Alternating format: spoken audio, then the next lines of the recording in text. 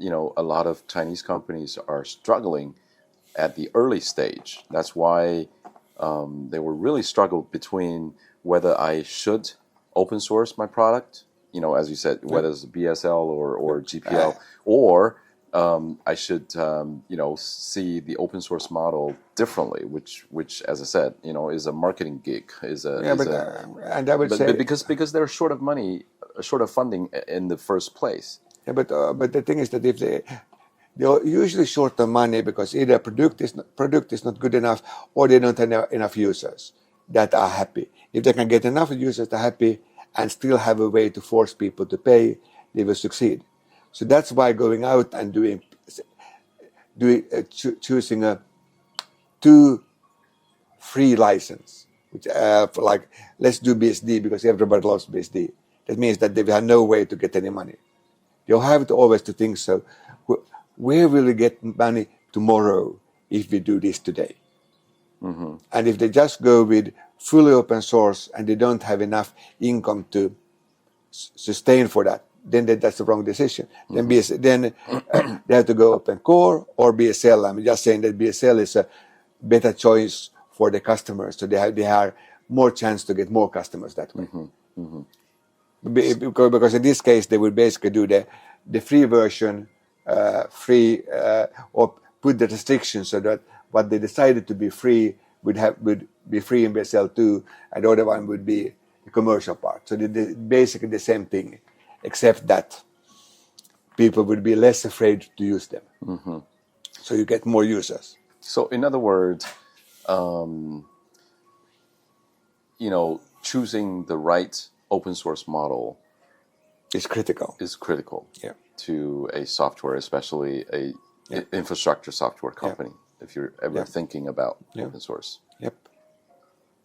I think that's fair, even in any markets. Yeah. Right.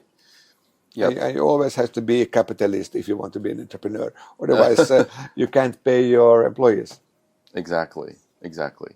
I'm assuming that you know quite well on the Chinese database market. Comparing that market to the other markets, like in the US or in Europe, what do you see?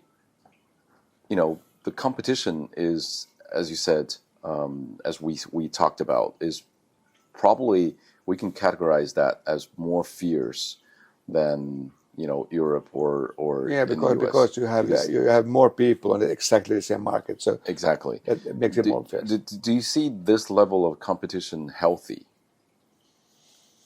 whether it's from the market perspective or from product perspective? Let's say competition is healthy because that forces people to innovate, right? And the question just, you shouldn't try to do things alone if you don't really believe you can survive. I think that you have to take care of your employees and not overspend and which lots of companies are doing. I mean, just what happened in the game industry just now shows that lots of companies have bought game companies. It could be any software companies, even databases, and then suddenly notice that this doesn't work, and then just fire lots of good engineers for no good reason whatsoever. If you just have thought it over before they bought the company, or actually think about it. And that's basically the same thing that entrepreneurs need to think both about themselves, what's best for them and their employees and their customers. And they should actually put the customers first.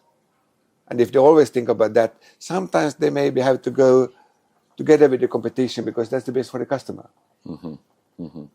I always try to put customers first. So many of the decisions I do in my daily life for deciding how we do development, what features we do, how we interact with things is what's the best for the customers. And some people say, but that's not necessarily best for the company. Not in the short term, but in the long term, because we want to have this customer for the next 10 years, don't we? And if it's a big customer, everybody says yes. Then we have to do it this way, because otherwise I don't see any reason why they would want to be our customers if we don't treat them properly. Sure. So every company they still should have some, business sense. Yeah. Business sense. Yeah. That's I always said that's no matter whether you want to become a socialist or a capitalist, you need to learn what capitalists were doing in business. Yeah. Because that's the essence of the the game, right? Yes. Yeah. Postgres. Postgres. Here in China, I think there's a general debate. A lot of Chinese companies were taking or forking from a open source database and try to grow on top of that. Yes, I'm happy to see lots of companies have done that on MySQL, but lots of companies have done that on Postgres too, and even some has done that on MariaDB.